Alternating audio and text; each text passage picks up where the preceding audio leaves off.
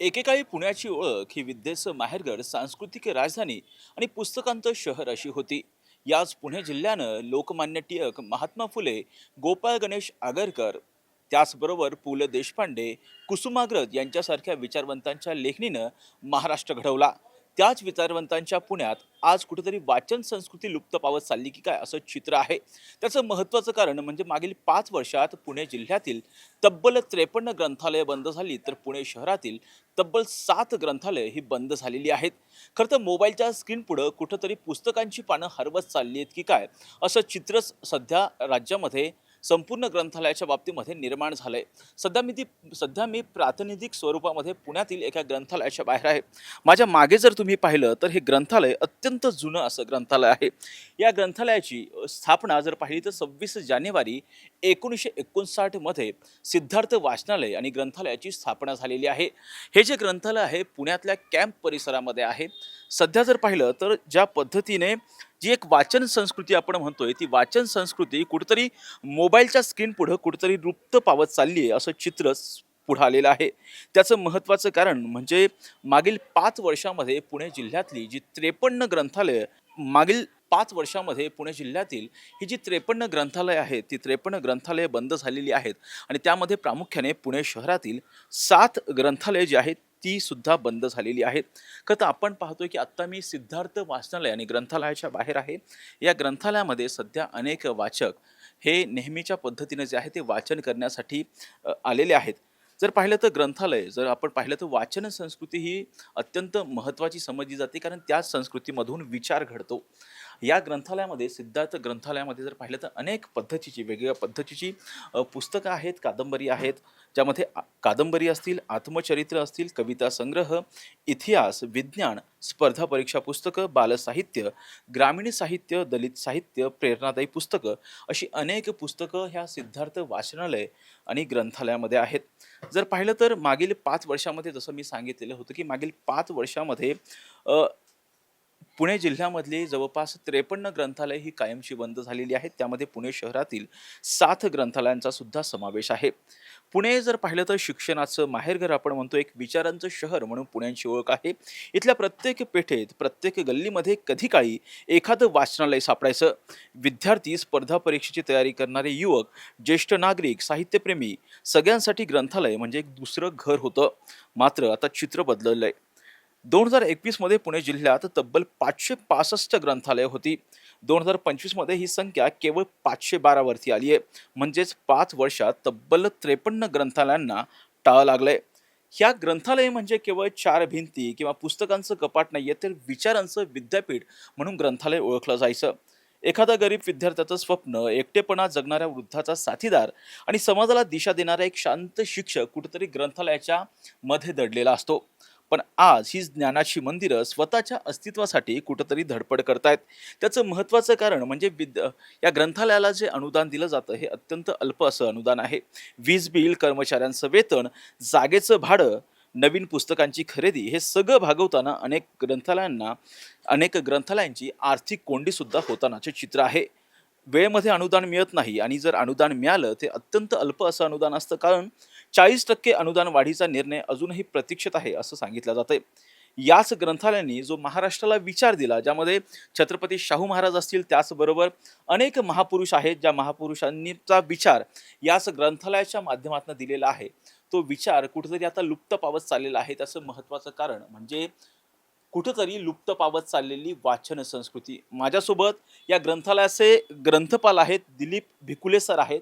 त्यांनाच आपण विचारूयात की सध्या ग्रंथालय जर पाहिलं तर मागील 5 वर्षात 53 ग्रंथालय बंद झालेली आहेत. हे ते ग्रंथालय चालवत आहेत, परंतु हे ग्रंथालय चालवताना नेमक्या काय अडचणी येतात, शासनाकडून काय मदत होणं अपेक्षित आहे, या सगळ्याच विषयी आपण दिलीप भिकुले सर जे की ग्रंथपाल आहेत सिद्धार्थ वाचनालय आणि ग्रंथालयाचे, त्यांना विचारूयात. सर, सध्या आपण बघतोय की मोबाईलची संस्कृती आली आहे, त्याच्या पुढे कुठेतरी पुस्तकांची पानं आता लुप्त होत चालली आहेत. मागील 5 वर्षांमध्ये 53 ग्रंथालय बंद झालेली आहे, ज्यामध्ये पुणे शहरातील 7 ग्रंथालयांचा समावेश आहे. काय अडचणी येतात ग्रंथालय चालवताना? एक तर काय झालेलं आहे की अनुदानाची रक्कम ही तेवढीच राहिलेली आहे. आत्ता जवळजवळ 10 वर्षानंतर 60% अनुदान वाढलेलं आहे. पण ते 2012च्या लेवलवर ते वाढवलेलं आहे. खरं तर आत्तापर्यंत जे अनुदान वाढणं अपेक्षित होतं म्हणजे याच्यामध्ये तर ते तिप्पट होणं आवश्यक होतं. परंतु असो 60% अनुदान वाढलेलं. पण त्यावेळेला 100% अनुदान वाढवण्याची आम्हाला कल्पना दिलेली होती किंवा वेळोवेळी आम्हाला आश्वासनही मिळालेली आहेत. परंतु जे 40% अनुदान वाढ होईल त्याच्यामध्ये असं जे होतं त्यामध्ये सुद्धा ते अजून वाढलेलं नाही. कारण केव्हा 26-27चं जे काही बजेट झालेलं होतं त्या बजेटमध्ये तरी किमान वाढेल असं वाटलं होतं. कारण दिवसेंदिवस महागाई तर वाढत चाललेली आहे. पुस्तकावरचा खर्च आहे तसाच तेवढाच राहिलेला आहे. त्यामुळे पुस्तकांची संख्या कमी होती. त्यामध्ये मासिकाचं देखील अनेक मराठी मासिकं आहेत की ती आता बंद पडायच्या मार्गावर आहेत. चांगली चांगली मासिकं आत्ता जी आहेत ती बंद पडत आहेत. त्यामुळं बाजारात पुन्हा अंकही येत नाही आहेत. त्यामुळं वाचकांना देखील त्याच्यावर परिणाम होतो आहे. आणि येणारा जो वाचक आहे तो विशेषतः कोरोना काळामध्ये जे डिजिटायझेशन झालेलं आहे त्या डिजिटायझेशनमुळं इकडे येणारा वाचकही कमी झालेला आहे. तो एक भाग आहे. आणि पुस्तकांची संख्येमध्ये देखील आम्ही प्रयत्न करतो आहे. खूप प्रयत्न करतो. विविध सांस्कृतिक कार्यक्रम घेतो आहे. वेगवेगळ्या माध्यमातून आम्ही वाचक वर्ग आकृष्ट करण्याचा विशेषतः लहान मुलं जी आहेत ते आकृष्ट होणं फार महत्त्वाचे आहे. आत्ताचा जो काही वाचक वर्ग आहे त्यामध्ये सिनियर सिटीजन्स आहेत. कोरोना काळाच्या अगोदर देखील फार मोठा वाचक होता सिनियर सिटीजनचा. परंतु कोरोना काळातल्या काही गोष्टी ज्या आहेत की बाहेर न पडणे किंवा काय अशा पद्धतीने जो तो वाचक पूर्णपणे तो बंद झालेला आहे. त्यामुळं तीही संख्या रोडावलेली आहे. परंतु असेही वाचक आहेत. आत्ता माझ्याकडे एक वाचक आत्ताच आलेला आहे बाहेर आहे की जो आत्ता कॅम्प भागामध्ये गुरुवार पेठेतून इथे येतो आणि एक नाही तर 4-4 अकाउंट त्याचे 5 अकाउंट्स आहेत त्यांचे. म्हणजे असाही वाचक आहे. त्या स्वतः शिक्षिकाही आहेत. पण असे जे काय आहेत की ते वाचक तिथपर्यंत येतात. आता लहान मुलांमध्ये आत्ता अलीकडच्या प्रमाणामध्ये माझ्याकडे भोरी समाजाची मुलं जास्त बसतात. आणि तरुण वर्ग जो आहे त्या तरुण वर्गामध्ये विशेषतः त्यांना चरित्र, आत्मचरित्र किंवा व्यक्तिमत्व विकासाची पुस्तकं ती त्यांना आवडतात फार. ती पुस्तकं आपण ठेवलेली आहेत. पण तो वाचक वर्ग ज्या प्रमाणात वाढायला पाहिजे तो वाढत नाही आहे. आणि याच्यामध्ये म्हणजे जे काय अनुदान मिळते कारण मुळात यांना ही लोक चळवळ आहे. ग्रंथालय चळवळ जरी असली तरी ही लोक चळवळ आहे. परंतु त्यासाठी राजाश्रय देखील फार महत्त्वाचं आहे. आणि जोपर्यंत राजाश्रय याला चांगल्या पद्धतीने मिळत नाही तोपर्यंत ही जी काही अवस्था आहे ती तशीच राहील असं मला वाटतंय. सर, ग्रंथालयामधून अनेक महापुरुषांचे विचार म्हणजे पुस्तकरूपी आपल्याला आत्मसात करता येतात, ज्यामधून आपला स्वतःचा आत्मिक विकास होत असतो. कुठंतरी आता जर पाहिलं तर हे सगळं हळूहळू बंद होत चाललंय. मोबाईलच्या काळामध्ये लहान मुलं जी आहेत ती पुस्तकांकडे आकर्षित होत नाहीत, ती जास्तीत जास्त प्रमाणामध्ये मोबाईलकडे आकर्षित होत आहेत. आणि त्याचबरोबर ही जी वाचन संस्कृती आहे, विशेषतः आपण विद्येचं माहेरघर पुण्याला म्हणतो, त्याच पुण्यामध्ये 53 ग्रंथालयं जी आहेत पुणे जिल्ह्यात मागील 5 वर्षामध्ये बंद झालेली आहेत. ही जर वाचन संस्कृती पुन्हा एकदा वाढवायची असेल तर काय करणं गरजेचं आहे? सध्या जर आपण इथं जरी पाहिलं तर अत्यंत कमी अशी जागा सुद्धा दिसते, म्हणजे बसायला सुद्धा खूप कमी जागा आहे. तोच भाग आहे की इन्फ्रास्ट्रक्चरचा जो भाग आहे म्हणजे ग्रामीण भागामध्ये देखील आपल्याला जी ग्रंथालयांच्या जागा आहेत त्या छोट्याच आहेत. कारण जरी शासनाचा नियम असला तरी शासन देखील त्याला अपवाद म्हणून आम्हाला त्या ग्रंथालय तिथे चालवायला देत आहे. हाही म्हणजे शासनाचा एक प्लस पॉईंट आहे. परंतु इन्फ्रास्ट्रक्चर जे आहे त्यासाठी सुद्धा शासनाने मदत करायला पाहिजे. जागा उपलब्ध करून द्यायला पाहिजेत असं मला वाटतं. सर, आणखी कोणत्या गोष्टी म्हणजे आपण अनुदानाच्या बाबतीमध्ये पाहिलं तर 40% अनुदान जे आहे त्यासाठी अनेक दिवस जो आहे तो लढा सुद्धा द्यावा लागतो. हा आहे ना त्याच्यामध्ये अनुदान हा भाग तर आहेच आहे. परंतु हा इन्फ्रास्ट्रक्चरचाही भाग आहे की ते शासनाने आम्हाला अशा जागा करून दिल्या पाहिजेत की जिथे किंवा शासनाने कॉर्पोरेशन आहे, जिल्हा परिषद आहेत यांच्याकडून त्या ग्रामपंचायत आहेत यांच्या जर जागा आम्हाला मिळवून दिल्या आणि त्या ठिकाणी जर आम्हाला त्या व्यवस्थित ते करून दिलं तर हे ग्रंथालय वाढू शकतात. चांगल्या पद्धतीनं आम्ही त्यांना मांडू शकतो. म्हणजे आम्ही आमच्या पद्धतीनं जास्तीत जास्त प्रयत्न करतो की या पद्धतीनं वाचकांना आमची सेवा देता येईल आणि वाचकांनाही ते जर जागा आहे त्या जागा जर तशाच प्रसन्न असतील तर वाचकाला येऊ वाटेल. सर, सध्या जर पाहिलं तर डिजिटलायझेशनचं जे आहे ते युग आहे. सध्या साधारणतः आपण बघतो की खूप मोठ्या हजारांमध्ये इथं पुस्तकं आहेत. अशा वेळी एखादं पुस्तक शोधणं जे आहे कम्प्युटरच्या युगामध्ये मानवी पद्धतीनं शोधणं थोडंसं अवघड होतं, कठीण होतं.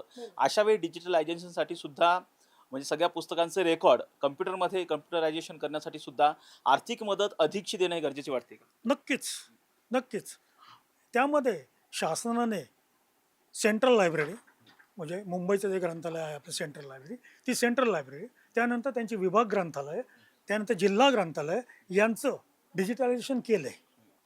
जवळजवळ म्हणजे जिल्हा ग्रंथालय वगैरे आता थोडं आटपशीर म्हणजे जवळजवळ मध्ये गाडेकर साहेब जे ग्रंथालय संचालक आहेत यांनी आता मध्ये सांगितलं की जवळ 90% ते काम झालेलं आहे.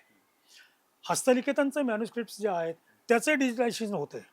परंतु आता खालची जी ग्रंथालय आहेत की आता अ वर्गापर्यंत ते आलेलं आहे की अ वर्गाची ग्रंथालय जी आहेत त्या अ वर्गाच्या ग्रंथालयाचं डिजिटलायझेशन करायचा प्रयत्न ते त्यांच्याकडून करून घेत आहेत. म्हणजे शासना थ्रू शासनाने जे काही तिथं सॉफ्टवेअर वापरलेलं आहे त्या सॉफ्टवेअरलाच आम्हाला त्यामध्ये इन्व्हॉल्व करून ते सॉफ्टवेअर त्यांनी वापरायचं आम्हाला द्यायचं त्यांनी कबूल केले आणि त्यासाठी त्याचा जो काही चार्जेस आहेत ते चार्जेसही आमच्याकडून ते घेणार आहेत.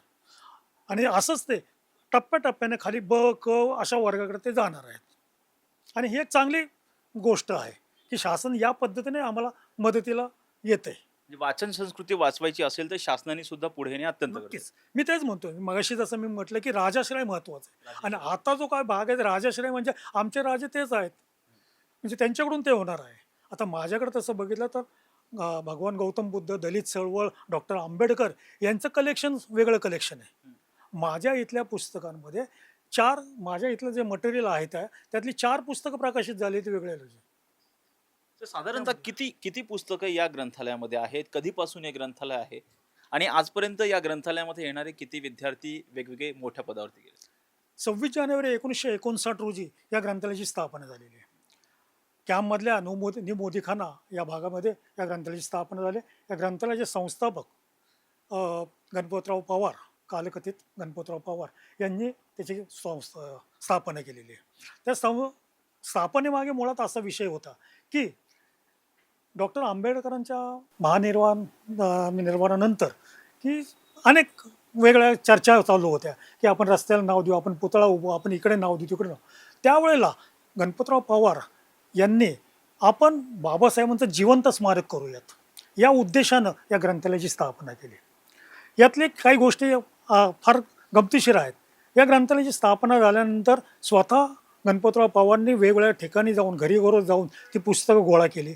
काही लोकांनी त्यांना पुस्तकं आणून दिली.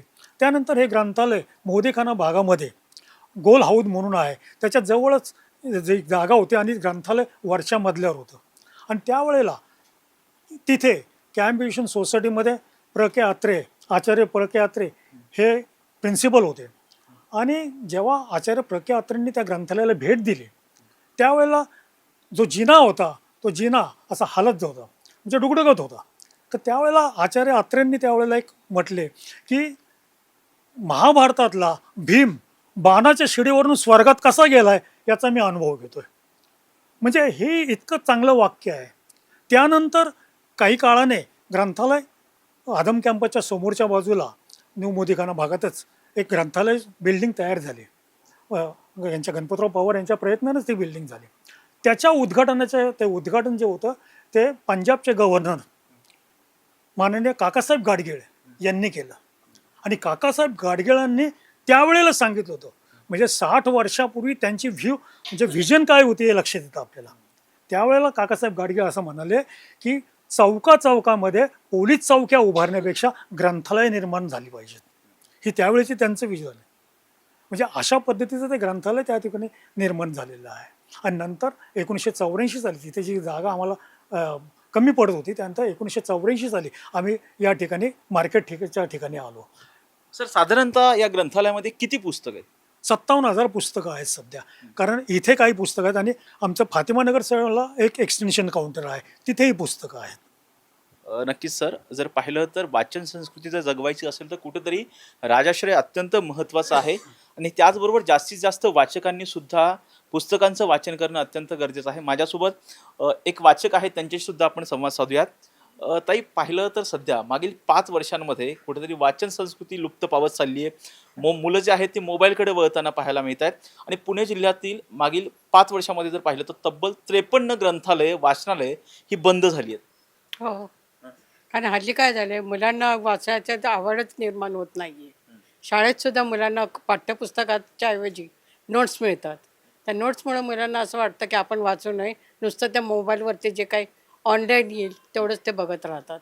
त्यामुळे वाचण्यासाठी पालकसुद्धा अनभिज्ञ असतात. काही पालकांना तर मराठी इंग्रजी नकोच असं वाटतं. मग त्यामुळे काही हिंदी भाषिक पालक असतात ते हिंदीकडे वळतात आणि मराठी आपण काय म्हणतो की मराठी तर सगळं काही मराठीत असावं. मराठी ही राज्यभाषा मानली जाते. पण तरी काही पालकांना ते नको असं वाटतं. इंग्रजी मीडियमच्या मुलांनासुद्धा मराठी सुरुवातीपासून जरी शिकवायचं म्हटलं तरी ते मुलं नकोच म्हणतात. काय वाटतं ताई, आता जे ग्रंथालय बंद पडत चालली आहे, शासन वेळेवरती अनुदान देत नाही, वाचक वर्ग सुद्धा वाचनालयाकडे किंवा ग्रंथालयाकडे येत नाही, त्यामुळे कुठेतरी आता ही ग्रंथालय बंद होत चालली आहेत. सरकारने हे ग्रंथालय वाचवण्यासाठी अधिकचा निधी दिला पाहिजे, अनुदान दिलं पाहिजे आणि त्याचबरोबर वाचक वर्गाने सुद्धा ग्रंथालयाकडे आलं पाहिजे. आलं पाहिजे, बरोबर आहे. पण काही ठिकाणी ग्रंथालयाला अनुदानच जर मिळत नसेल आणि जे पुस्तकं घेण्यासाठी त्यांना जे काही खर्च करावा लागतो तो जर वाचकच नसतील, त्यांची वर्गणी नसेल, तर ते अनुदान पण जर मिळालं नाही तर ते पुस्तकं कसे खरेदी करतील.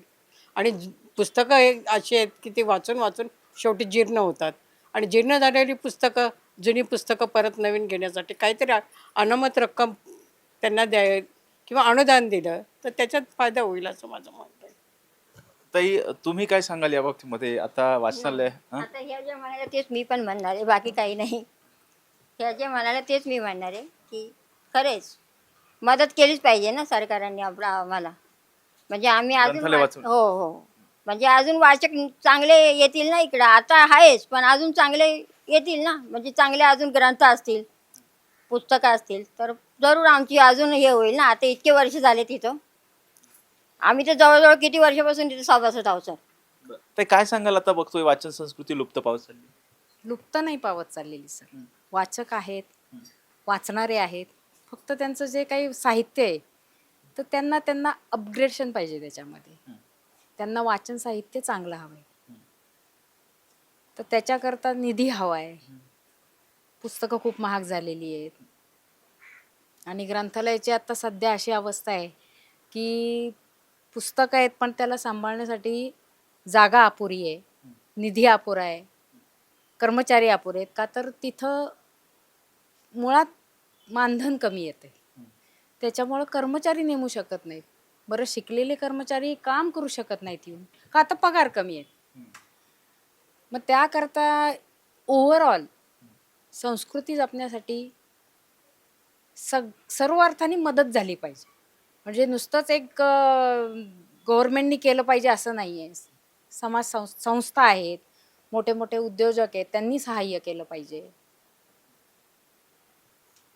नक्कीच जर आपण पाहिलं तर कुठंतरी वाचन संस्कृती जर जगवायची असेल, वाचन संस्कृती जर पुढे टिकवायची असेल तर कुठंतरी शासनानं, जसं सरांनी सांगितलं की कुठंतरी राजाश्रय मिळणं गरजेचं आहे, त्याचप्रमाणे मॅडमनी जसं सांगितलं की कुठंतरी संस्थांनी सुद्धा पुढे आलेलं पाहिजे. त्याचबरोबर इतर जी लोक आहेत त्यांनी सुद्धा आर्थिक मदतीसाठी ग्रंथालय जर जिवंत ठेवायची असतील, वाचन संस्कृती जर जिवंत ठेवायची असेल तर कुठंतरी आर्थिक सहाय्य करणं सुद्धा अत्यंत गरजेचं आहे असं त्यांनी सांगितलेलं आहे. खरं तर एकंदरीत जर पाहिलं तर सध्या मागील 5 वर्षांमधलं जे राज्यामधलं जे चित्र आहे, विशेषतः पुणे जिल्ह्यातलं, ज्या पुण्याला आपण विचारांचं पुणे म्हणतो, ज्या पुण्याला आपण शैक्षणिक राजधानी म्हणतो, विद्येचं माहेरघर म्हणतो, सांस्कृतिक राजधानी म्हणतो, त्याचबरोबर पुस्तकांचं शहर असं आपण पुण्याला म्हणतो, त्याच पुण्यामध्ये मागील 5 वर्षांमध्ये तब्बल 53 ग्रंथालये बंद झालेली आहेत आणि विशेष म्हणजे पुणे शहरामध्ये 7 ग्रंथालये जी आहेत ती बंद झालेली आहेत.